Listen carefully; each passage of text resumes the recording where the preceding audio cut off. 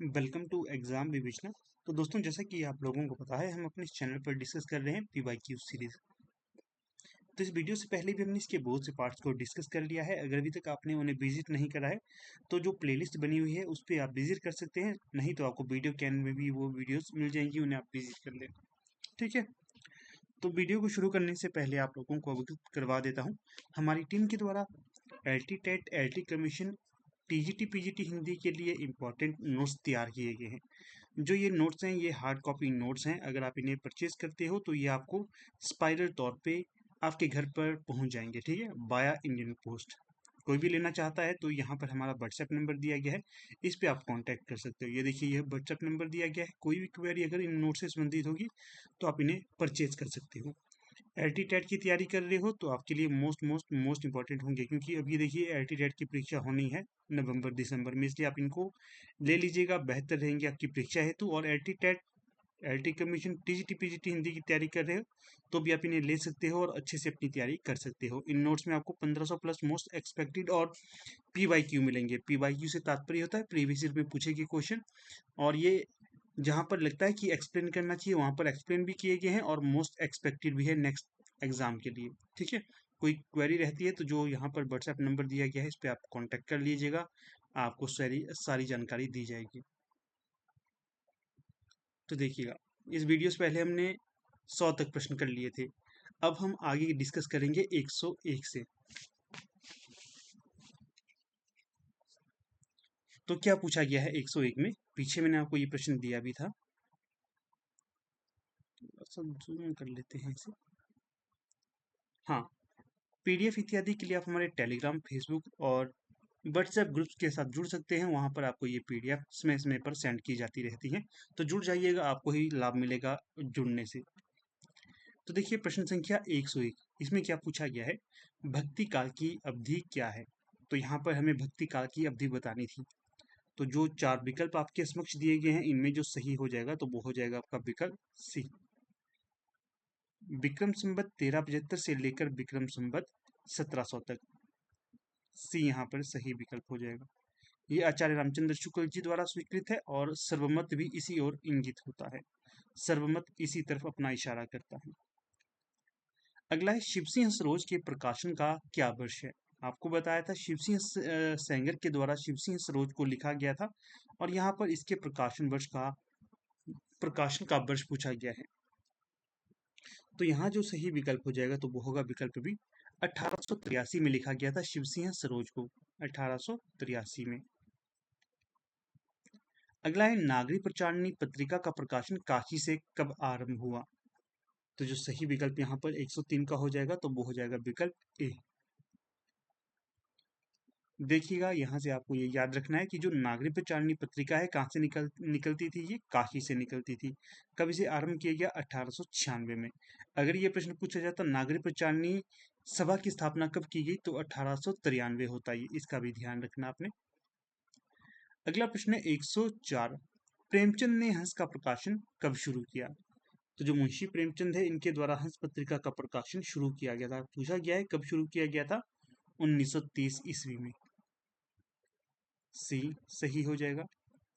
अगला जो प्रश्न है 105, आज का प्रकाशन कब हुआ। आज से तात्पर्य है आज पत्रिका का प्रकाशन कब से प्रारंभ हुआ था।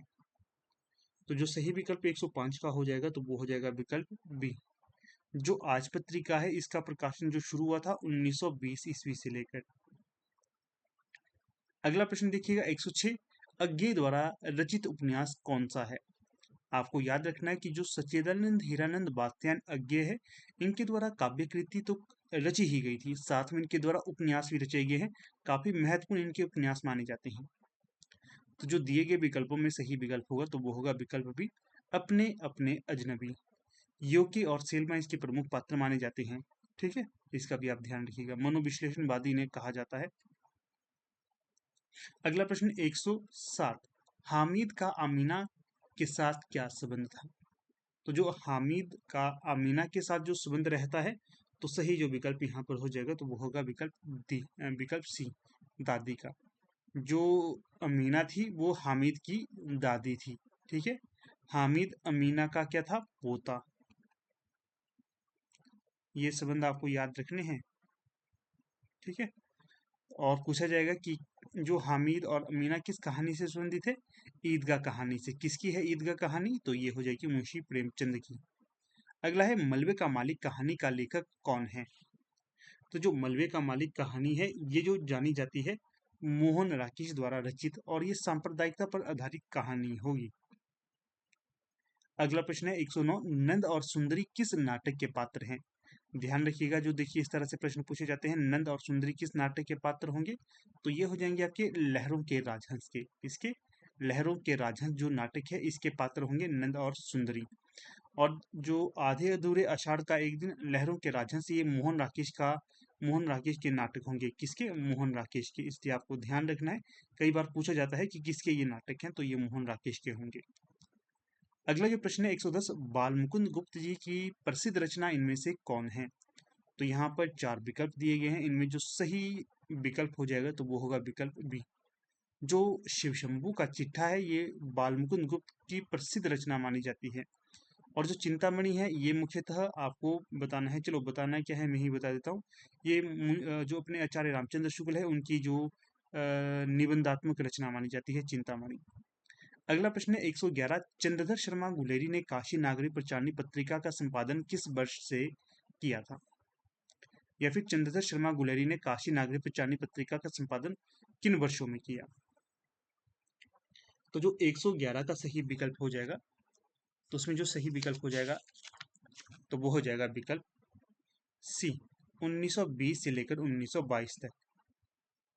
चंद्रधर शर्मा गुलेरी ने काशी नागरी प्रचारणी पत्रिका का संपादन कार्य 1920 से लेकर 1922 तक किया था। अगला जो प्रश्न है 112, यशपाल का जन्म कहाँ हुआ था? तो जो यशपाल है इनका जो जन्म माना जाता है तो वो होगा आपका फिरोजपुर छावनी। फिरोजपुर छावनी पंजाब। थोड़ा सा देखिए इस प्रश्न पे संशय भी है। क्यों? अगर हम पढ़ते हैं जीके की पुस्तक पढ़ते हैं या कोई अन्य पुस्तक पढ़ते हैं तो वहां पर भूपल मिलता है हिमाचल प्रदेश, परंतु बोर्ड के द्वारा ये फिरोजपुर छावनी पंजाब को स्वीकृत किया गया था, क्योंकि विकिपीडिया इत्यादि में फिरोजपुर छावनी मिल जाता है। तो थोड़ा सा इस पे संदेह भी रहता है, क्योंकि होना तो यही चाहिए था कि भूपल में यशपाल का जन्म हो, पर फिरोजपुर में भी माना गया है, इसमें संशय है। पर आपको दोनों याद रखने हैं। अगर कभी पूछा जाएगा तो प्रश्न, तो आप फिरोजपुर छावनी ही करिएगा, क्योंकि बोर्ड के द्वारा ये सही मानी गई है। अगला है 113, पंचम वेद किसे कहा जाता है? तो जो पंचम वेद कहा जाता है तो वो कहा जाता है नाट्य वेद को, या फिर नाट्य रचनाओं या फिर नाट्य शास्त्र को भी पंचम वेद माना गया है। किसके द्वारा? भरत मुनि के द्वारा। तो सही विकल्प होगा सी। 4 वेद कौन से हैं? सामवेद, यजुर्वेद, अथर्ववेद, आयुर्वेद, ये 4 है। पंचम नाट्य वेद को माना गया है, ऐसा कहा जाता है। अगला है 114, भारतीय टेलीविजन को दूरदर्शन का नाम कब दिया गया? मोस्ट इंपॉर्टेंट प्रश्न होगा परीक्षा हेतु ये। 114 का जो सही विकल्प होगा इनमें से कोई नहीं। 1956 के आसपास या 57 के आसपास का स्वीकार किया जाता है दूरदर्शन का। अगला है 115, अंधों का रंगमंच किसे कहा जाता है? तो जो अंधों का रंगमंच कहा जाता है तो वो कहा जाता है रेडियो नाटक को। किसे? रेडियो नाटक को। सी यहाँ पर सही विकल्प हो जाएगा 115 का सी। अगला प्रश्न देखिएगा 116, नाटक नट लोगों की कला का नाम है, किसने कहा? नाटक नट लोगों की कला का नाम है, ये कथन किसके द्वारा कहा गया था? तो जो 116 का सही विकल्प होगा तो ये कहा गया था आपके भारतेंदु हरिश्चंद्र जी द्वारा। विकल्प ए सही होगा यहाँ। आधुनिक युग की मीरा किसे कहा जाता है? तो जो आधुनिक युग की मीरा कहा जाता है ये कहा जाता है महादेवी वर्मा को। जो महादेवी वर्मा है छायावाद की रचनाकार के तौर पर जानी जाती हैं। मेलोड्रामा किसके निकट है? तो जो मेलोड्रामा है ये किसके नजदीक होगा? एकांकी के। किसके? एकांकी के। विकल्प सी यहाँ सही हो जाएगा। अगला है 119, टीवी सीरियल को हिंदी में क्या कहा जाता है?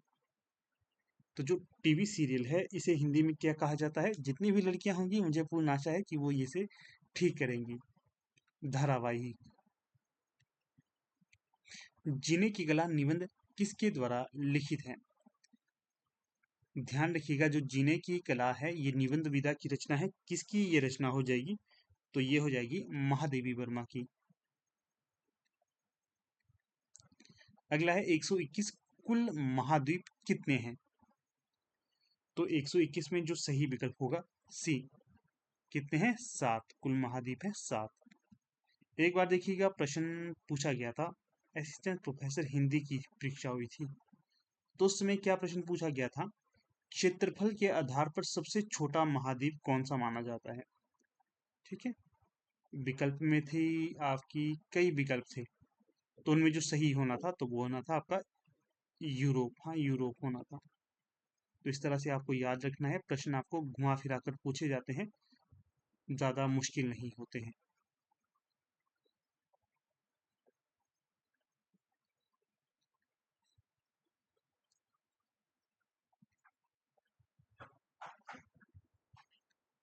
अगला है 122, पर्ल हार्बर किस देश का नौसैनिक अड्डा है?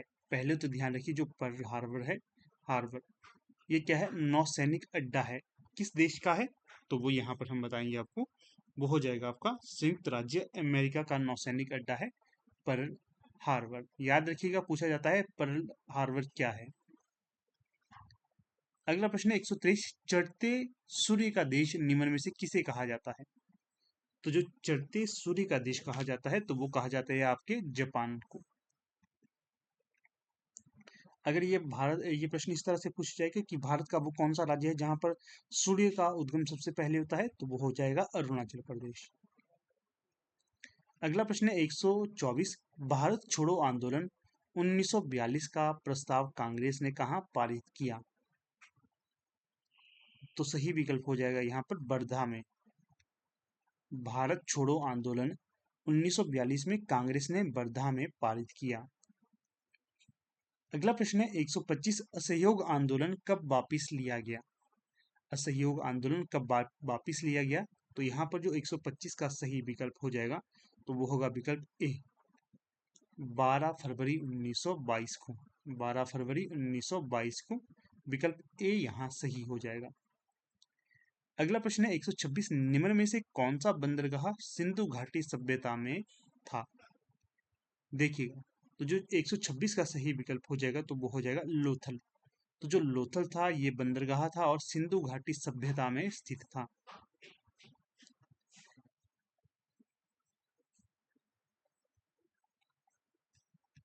कई बार ये भी प्रश्न पूछा जाता है, क्या पूछा जाता है प्रश्न, कि जो विशाल स्नानागार सिंधु घाटी सभ्यता में कहाँ पर मिले थे? तो ये मिले थे मोहनजोदड़ो में। कहाँ पर? मोहनजोदड़ो में। अगला है 127।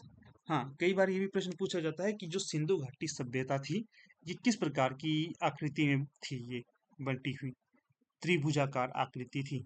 ठीक है, त्रिभुजाकार आकृति। ये भी याद रखना, आपने पूछे गए हैं ये प्रश्न। प्रश्न है 127, भारतीय राष्ट्रीय कांग्रेस के कौन से अधिवेशन में पूर्ण स्वराज्य की घोषणा की गई? तो जो 127 का सही विकल्प होगा तो वो है लाहौर में। भारतीय राष्ट्रीय कांग्रेस के लाहौर अधिवेशन लाहौर अधिवेशन में पूर्ण स्वराज्य की मांग की गई या घोषणा की गई। अगला है 128।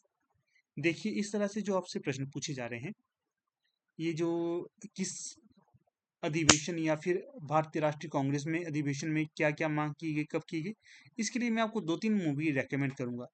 देखिएगा, आप स्टडी करते हो ना, आपने अपने अंदर इस तरह की स्टडी को डेवलप करना है। सिर्फ आपने स्टडी ही नहीं करनी है, स्टडी करनी है कैसी? स्मार्ट स्टडी करनी है। जब भी आप पढ़ते हो इस तरह से नहीं पढ़ना है कि आप प्रेशराइज होकर पढ़ो। ठीक है, थोड़ा सा हट कर पढ़िएगा। बार बार पढ़ते हो और अपने ऊपर प्रेशर डालते हो तो उस पढ़ने का कोई औचित्य नहीं है। क्यों? क्योंकि देखो, लंबे समय से आप पढ़ते आ रहे हो, या फिर आपने कई लोगों को देखा है बड़े लंबे समय से पढ़ते आ रहे हैं वो, और इतना पढ़ते हैं, इतना पढ़ते हैं और अपने आप को स्ट्रेसफुल कर देते हैं। तो आप लोगों ने स्ट्रेसफुल नहीं होना है, जब भी पढ़ना है थोड़ा सा स्मार्ट स्टडी करनी है आप लोगों ने। आपका इस तरह से शेड्यूल स्थापित होना चाहिए कि वीकली आपकी एक मूवी आप देख लें। ठीक है, वीक में आप एक मूवी देख लें, इससे क्या होगा, थोड़ा सा मन आपका स्ट्रेस नहीं लेगा मन। ठीक है, और अच्छा भी फील होगा, आपको कई नई चीज़ें मिलेंगी। तो मूवी भी कैसी देखनी है जिससे आपको कुछ ना कुछ ज्ञान मिले। वैसे तो हर एक मूवी से ज्ञान मिलता है, वो ज्ञान अलग अलग तरह का होता है। तो हमें कैसा ज्ञान लेना है? हमें इस तरह का ज्ञान लेना है कि जो आपका समय भी व्यतीत कर दे और आपको अच्छा भी महसूस करवा दे, और वहां से आपको कुछ ना कुछ ज्ञान भी मिल जाए, जो प्रश्न पूछे भी जाते हैं। कुछ एक मूवियाँ मैं आपको बताऊंगा, तो लिख लीजिएगा आप उन्हें। जैसे कि एक मूवी है वीर सावरकर। वीर सावरकर आप सर्च करेंगे तो आपको मूवी मिल जाएगी, यूट्यूब पे ही मिल जाएगी, कहीं से आपको सब्सक्रिप्शन लेने की जरूरत नहीं है। तो जो वीर सावरकर है, ये दो तरह की मूवी है। एक नई वर्जन वाली, नई वर्जन तो मैं आपको रेकमेंड नहीं करूंगा, क्योंकि खुद मैंने वो नहीं देखी है। मैं आपको ओल्ड वर्जन वाली रेकमेंड करूंगा, तो उसको आप देख लेना, यूट्यूब पे अवेलेबल हो जाएगी। एक दूसरी है महात्मा गांधी करके मूवी है, एक महात्मा गांधी, लिख लेना आप महात्मा गांधी पे मूवी, तो वो भी मिल जाएगी। इन दोनों को देख लेना, काफी कुछ चीजें आपको वहां से मिल जाएंगी, ठीक है।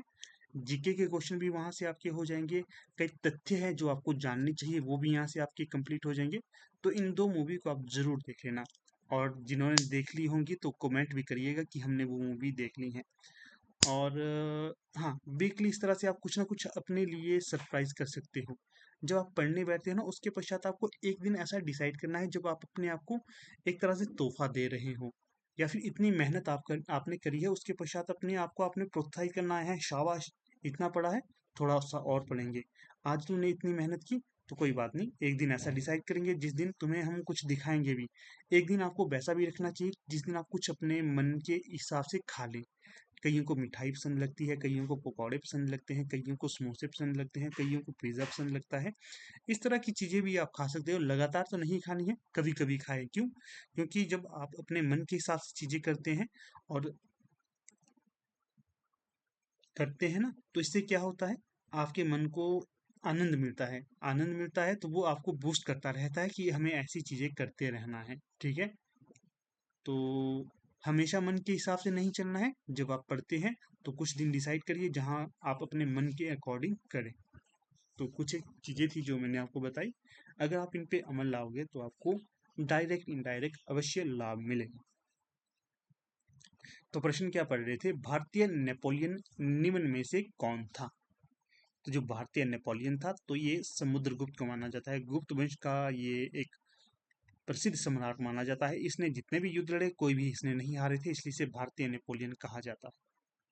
अगला प्रश्न है 129, चाणक्य को निम्न में से किस नाम से जाना जाता है? तो जो चाणक्य थे, इन्हें जाना जाता है विष्णुगुप्त के नाम से भी, विकल्प सी यहाँ से ही हो जाएगा। जो चाणक्य थे, इन्होंने ही भारत में मौर्य साम्राज्य की स्थापना में महत्वपूर्ण रोल अदा किया था। अगला है 130, बुडापेस्ट किस देश की राजधानी है? तो जो बुडापेस्ट राजधानी हो जाएगी, तो वो हो जाएगी आपकी हंगरी की। किसकी? हंगरी की। विकल्प सी यहाँ सही हो जाएगा। इंदिरा पॉइंट स्थित है, तो बताइएगा इंदिरा पॉइंट कहाँ पर स्थित है? तो ये हो जाएगी आपकी अंडमान निकोबार में। अंडमान निकोबार में, विकल्प सी यहाँ सही हो जाएगा। हर्षवर्धन के शासनकाल में कौन सा चीनी यात्री भारत में आया था? जो हर्षवर्धन के शासनकाल में भारत में चीनी यात्री आया था, ह्वेन सांग। जो फाहियान था, ये चंद्रगुप्त द्वितीय के शासनकाल में भारत में आया था, ये भी आप याद रखिएगा। अगला प्रश्न है 133, भारत का बिस्मार्क किसे कहा जाता है? तो जो भारत का बिस्मार्क कहा जाता है, तो ये कहा जाता है सरदार पटेल को। किसे कहा जाता है? सरदार पटेल को। तो जो भारत का बिस्मार्क इन्हें क्यों कहा जाता है? इन्होंने जिस प्रकार से बिस्मार्क ने अपने राष्ट्र में सारे जो अलग अलग बंटे हुए छोटे छोटे राज्य थे, उन्हें एकत्रित किया था, उसी प्रकार से भारत में सरदार पटेल के द्वारा इतनी 535 या 545 के आसपास भारत में रियासतें थी, उन्हें सभी को एकत्रित करने का काम किसने किया? जैसे देखिए, यहाँ पर एक रियासत ये थी, एक रियासत ये थी, एक रियासत ये थी, एक रियासत ये थी, इन सभी को एक सूत्र में किसने बांधा? इन सभी को एक सूत्र में बांधा गया अपने सरदार पटेल के द्वारा। सरदार पटेल की सबसे ऊंची मूर्ति कहाँ पर स्थापित की गई है? तो गूगल करिए, चाहे कहीं पुस्तक से देखिएगा, अवश्य इसका उत्तर आप बताना है। पुस्तक से देखिएगा चाहे, कोई दिक्कत नहीं है।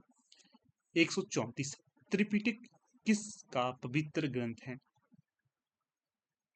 तो जो त्रिपिटक है ये किसका प्रसिद्ध ग्रंथ होगा? तो ये हो जाएगा आपका बौद्ध धर्म का। इसमें क्या है, 3 प्रसिद्ध कहानियों का जिक्र मिलता है। जैसे जातक कथा है उसी प्रकार से त्रिपिटक है। ये भी पूछा जाता है बौद्ध धर्म की भाषा कौन सी थी? तो ये पाली भाषा में रचना करते थे ये जन, क्योंकि उस समय जो पाली भाषा थी जन सामान्य की भाषा थी, इसलिए इसे महात्मा बुद्ध के द्वारा प्रयोग में लाया गया। 135, जब भारत आजाद हुआ तब इंग्लैंड का प्रधानमंत्री कौन था? तो जब भारत आजाद हुआ था उस समय इंग्लैंड का प्रधानमंत्री था क्लीमेंट एटली। कौन? क्लीमेंट एटली।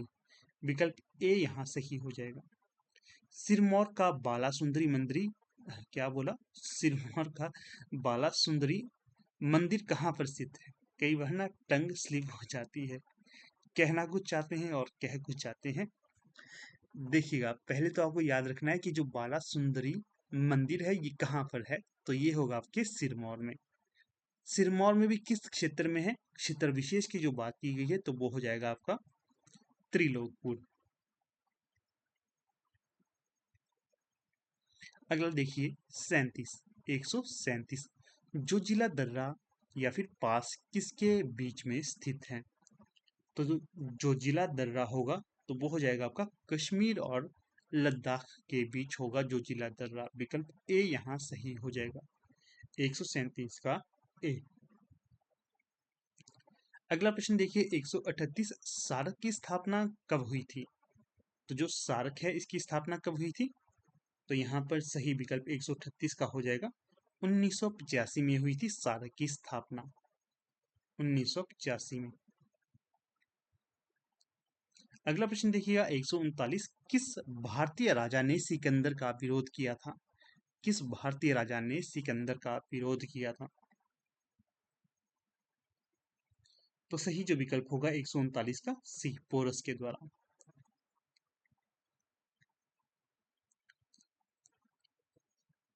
पोरस नाम से भी एक नाटक आता है तो उसको भी देखा करिए आप, क्योंकि वहां से भी आपको काफी तथ्य पता चलते हैं। केबीसी, केबीसी से क्या तात्पर्य है? कौन बनेगा करोड़पति। तो आजकल ये चीजें चली हुई है, ये टीवी पे आती हैं कौन बनेगा करोड़पति, तो इसे भी आप देख लीजिएगा, क्योंकि यहाँ से काफी सारे क्वेश्चन होते हैं जो कई बार परीक्षा में पूछे जाते हैं, तो इसलिए आपने ये भी देखना है कौन बनेगा करोड़पति। करोड़पति बनने के लिए नहीं, नॉलेज बढ़ाने के लिए कह रहा हूँ। आनंद मठ का लेखक कौन था? आनंद मठ। तो जो सही विकल्प हो जाएगा 140 का तो वो हो जाएगा विकल्प सी, किम चंद्र चट्टोपाध्याय। देखो क्या बना दिया, किम जॉन उंग, जिंगपिंग। जैसे ये नाम किम कुम कहाँ से है, कहाँ के हैं? चाइना हो गया, साउथ कोरिया के हो गया, नॉर्थ कोरिया का शासक है किम जॉन उंग, याद रखना है। और जिंगपिंग कहाँ का है? राष्ट्रपति ये है आपका चीन का, किम जॉन उंग नॉर्थ कोरिया का। किम नहीं होगा यहाँ पर, क्योंकि किम लिखा है तो मुझे याद आ गया बंकिम चंद्र चट्टोपाध्याय। क्या होगा? बंकिम चंद्र चट्टोपाध्याय।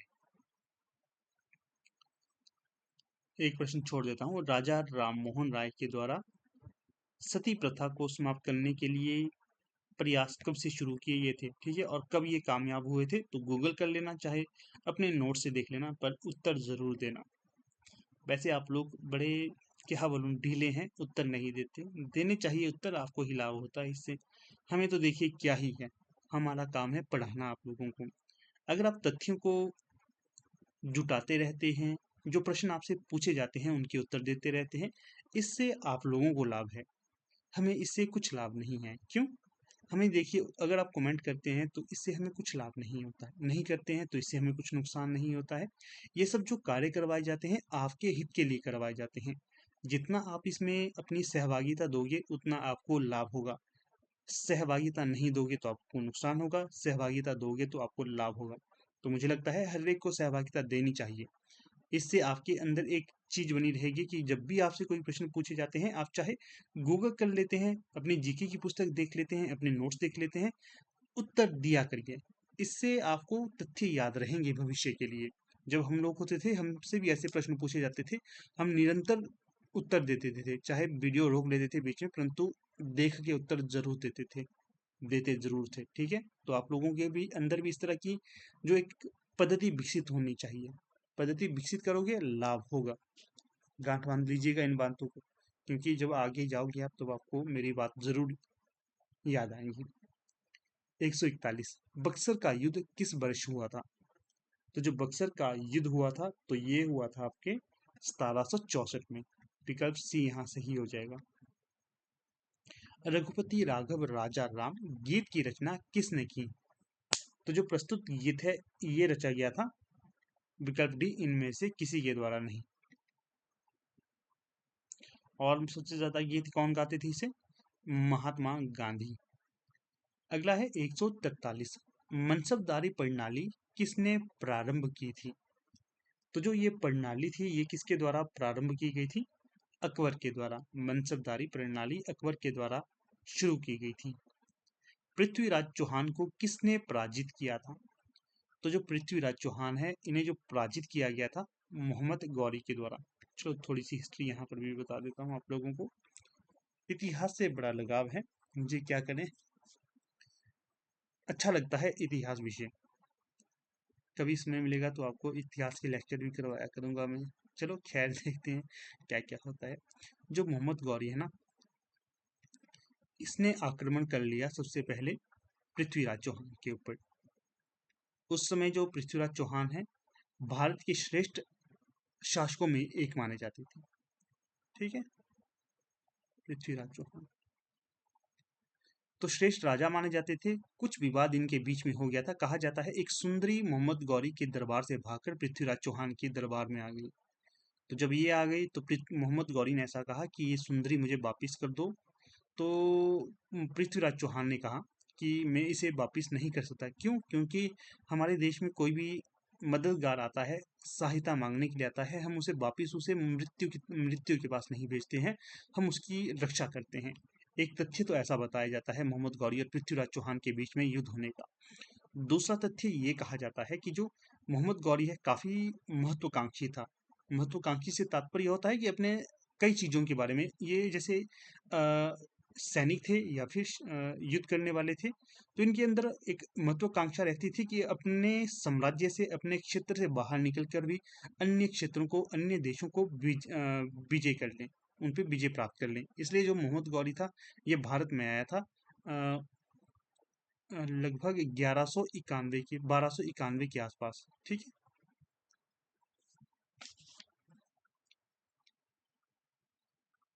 आपको पूरी एग्जैक्ट डेट बता देता हूँ मैं।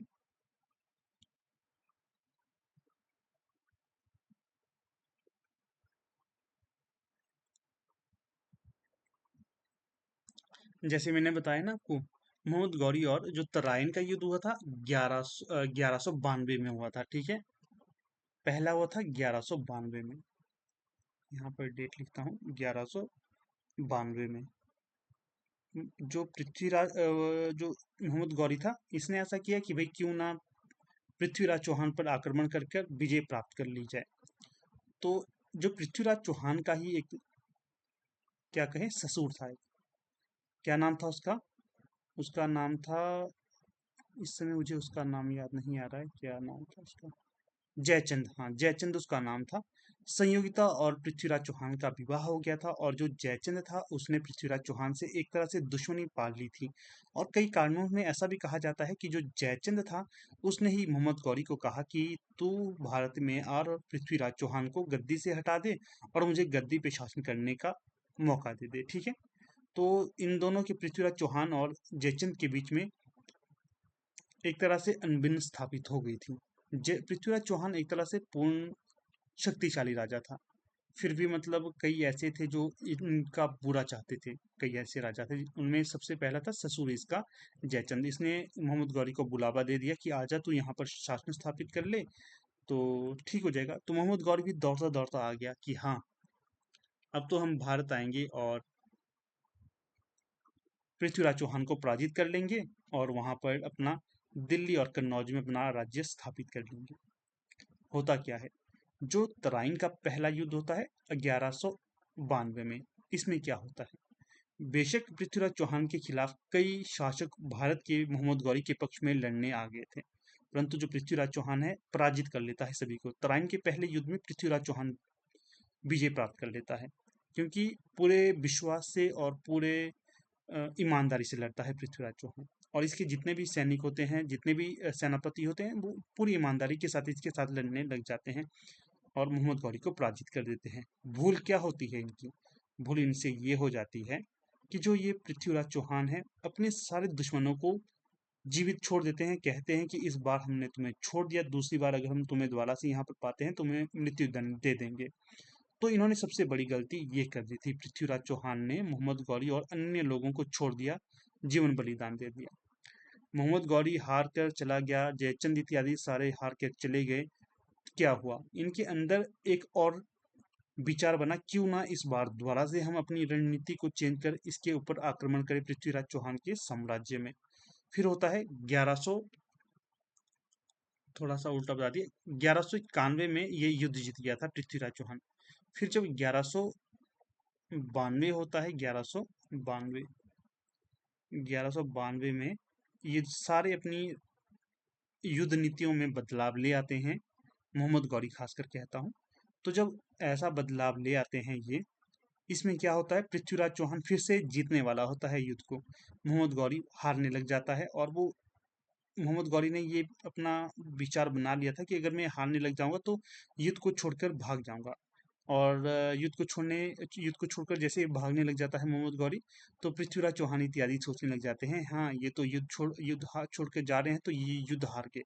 और ये भी खुद जश्न मनाने लग जाते हैं। जैसे ही पृथ्वीराज चौहान के सिपाही जश्न मनाने लग जाते हैं, मोहम्मद गौरी की जो छुपे हुए सैनिक थे और जो भाग रहे थे वापिस मुड़ जाते हैं और पृथ्वीराज चौहान की सेना पर एक जबरदस्त अटैक कर लेते हैं। अन्य भारतीय शासक भी इनके साथ मिले और इस कारण जो पृथ्वीराज चौहान के जो सैनिक थे, एकदम से उनके जो मंसूबे थे उसको समझ नहीं पाए और हार गए युद्ध। इस हार में ऐसा हुआ, कहा जाता है कि जो पृथ्वीराज चौहान को मोहम्मद गौरी अपने साथ कैद कर गजनबी ले जाता है, गजनबी ले जाता है वहां पर आंखें दोनों फोड़ देता है इसकी, पृथ्वीराज चौहान की। और जो चंद बरदाई होता है पृथ्वीराज चौहान का, एक तरह से क्या कहें, खास मित्र होता है पृथ्वीराज चौहान का चंद बरदाई। तो फिर मोहम्मद गौरी कहता है कि मैंने सुना है पृथ्वीराज चौहान को शब्द भेदी बाण विद्या आती है, क्यों ना हम ऐसा करें। मोहम्मद गौरी ने एक जगह बड़ा सा थाल रखा, बड़ा सा एक तरह से बर्तन इत्यादि रखा, उसमें कहा कि जब मैं इस पे पत्थर फेंकूंगा तो तुम इस पे तीर मारना, मैं देखता हूँ कितना काबिल है पृथ्वीराज चौहान, वास्तव में इसे शब्द भेदी बाण विद्या आती है या नहीं। तो देखिएगा, पृथ्वीराज चौहान और चंद बरदाई ये दोनों एक स्कीम बनाते हैं। स्कीम से तात्पर्य होता है एक ये अपना एक मन में विचार बना लेते हैं। मन में तो क्या कहें, एक थोड़ी सी बातचीत कर लेते हैं कि ये हमारे पास इस समय मौका है, अगर हमने मोहम्मद गौरी को मार देना है एक ही बाण से, तो इससे देखो ये क्या हो जाएगा, तू अपने दुश्मन को भी मार लेगा और हम दोनों को मृत्यु प्राप्त करने से पहले संतुष्टि भी हो जाएगी। तो कुछ इस प्रकार से जो चंद बरदाई है ये पृथ्वीराज चौहान को बताता है कि इतने क्षेत्र में जो मोहम्मद गौरी बैठा हुआ है, कितनी ऊंचाई में बैठा हुआ है, इसके अगल बगल में क्या है, एक दोहा काफी चर्चित है इसके लिए। तो पूरा बता देता है। और जो पृथ्वीराज चौहान है शब्द भेदी, जैसे ही मोहम्मद गौरी कहता है चलाओ तीर, तो वैसे ही मोहम्मद गौरी के ऊपर पृथ्वीराज चौहान तीर चला देता है और उसी उसी क्षेत्र में उसी टाइम मोहम्मद गौरी की मृत्यु हो जाती है। जैसे ही मोहम्मद गौरी की मृत्यु हो जाती है, पृथ्वीराज चौहान और जो चंद बरदाई है ये एक दूसरे को छुरा घोंप लेते हैं और इनकी भी मृत्यु हो जाती है और मोहम्मद गौरी की मृत्यु हो जाती है। पृथ्वीराज चौहान और चंद बरदाई ने कहा था कि हम अपने दुश्मनों के हाथों कभी नहीं मरेंगे, चाहे हमें स्वयं क्यों ना एक दूसरे को मारना पड़े। तो इस तरह की घटना होती है। जो चंद बरदाई है इन्हीं के द्वारा जो पृथ्वीराज रासो है ये लिखा गया है। हिंदी वाले विद्यार्थियों को तो ये पूर्ण कथा पता ही होगी, ठीक है। तो कुछ इस प्रकार से ये कथा थी। बाकी देखिए, रक्त और लोह की नीति किसके द्वारा अपनाई गई थी? बलबन के द्वारा। और जो सिजदा प्रणाली थी ये भी बलबन के द्वारा ही शुरू की गई थी। और जो मोहम्मद गजनबी है इसने भारत में पता नहीं कितने ही युद्ध किए थे, ठीक है। और जितने भी युद्ध किए थे 17 युद्ध माने जाते हैं इसके द्वारा किए गए थे। ये सारे के सारे युद्ध जीते थे और भारत को इसने काफी लूटा था। सोमनाथ का जो मंदिर है इस पर जो इसका आक्रमण था वो काफी एक तरह से कहें विनाशकारी और अकथनीय था। इतना इसने लूटपाट भारत में किया था। और जो अपना कांगड़ा है यहाँ पर भी इसने एक बार युद्ध किया था और जितने भी मंदिर थे भारत के उनको तहस नहस किया था और लूट कर चला गया था। इल्तुतमिश, इसके बारे में किसी को पता होगा तो अवश्य बताइएगा। ये प्रश्न मैं आपके लिए छोड़ देता हूँ। इल्तुतमिश का क्या इतिहास रहता है? लेक्चर लंबा तो नहीं हो गया? चलिए खैर, उतना लंबा तो नहीं हुआ है। प्रश्न है 145। हाँ, तराइन का पहला युद्ध हुआ 1191 में, दूसरा हुआ 92 में। पहला और दूसरा किस किस के बीच में हुआ? पहला हुआ मोहम्मद गौरी और पृथ्वीराज चौहान के बीच में। और ये युद्ध कहाँ पर लड़ा गया था, ये भी पूछा जाता है। ये युद्ध हरियाणा के करनाल और थानेसर के बीच में लड़ा गया था। पहले युद्ध में पृथ्वीराज चौहान विजित हुआ और दूसरे जो युद्ध हुआ 1192 में, इसमें मोहम्मद गौरी विजय हुआ था। ठीक है। अगर पूछा जाता है तराइन का तीसरा युद्ध कब लड़ा गया और किसके बीच लड़ा गया, ये भी आपको बता देता हूं। देखिएगा, तराइन का तीसरा युद्ध हुआ था 1216 1216 में हुआ था तराइन का तीसरा युद्ध। किसके बीच में हुआ था ये? तो ये हुआ था दिल्ली सल्तनत के मामलुक राजा इल्तुतमिश ने पूर्व गौरी सेनापति ताजुद्दीन यजीद को हराया था। ठीक है, ये तथ्य रखना आपने याद, कभी पूछे जाएंगे तो आप इसको ठीक करिएगा।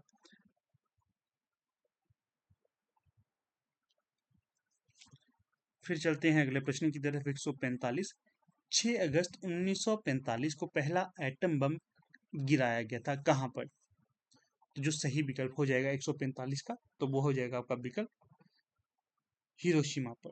पहला गिराया गया था हिरोशिमा पर, उसे कहा गया था लिटिल बॉय। अमेरिका ने जापान के हिरोशिमा में। और दूसरा कहाँ गिराया गया था? नागासाकी पर। और उसे क्या नाम दिया गया? Big boy. लिटिल बॉय और बिग बॉय, या फिर लिटिल बॉय या फैट बॉय कहा जाता है इन दोनों परमाणु बमों को। पहला था थोड़ा सा छोटा और दूसरा था बड़ा। कुफरी निम्न में से किसके नजदीक है? तो जो कुफरी है ये कहाँ पर है? शिमला में। और आलू का जो रिसर्च क्षेत्र है ये भी, या जो आलू का केंद्रीय रिसर्च संस्थान है, ये कुफरी में ही स्थित है। अगला है 147। विश्व में सबसे पुराने लोकतंत्र के नाम से प्रसिद्ध मलाना नामक स्थान किस जिले में स्थित है? जो मलाना है ये है आपके कुल्लू में। थोड़ा सा इतिहास इसका भी बता देता हूँ। जो मलाना है ये कहा जाता है जो सिकंदर महान के जो सिकंदर था उसके वंशज मलाना में स्थापित हो गए थे। तब से यहाँ पर अलग से अपना एक लोकतंत्र स्थापित किया जाता है। भारत का लोकतंत्र यहाँ पर मान्य नहीं है। ठीक, तो ये भी तथ्य याद रखिएगा। हाँ, यहाँ से मलाना से पूछा जा सकता है आपको कि जो मलाना डैम हाल फिलहाल में फटा था ये कहाँ पर स्थित है? तो ये कुल्लू में स्थित है। ठीक है ना।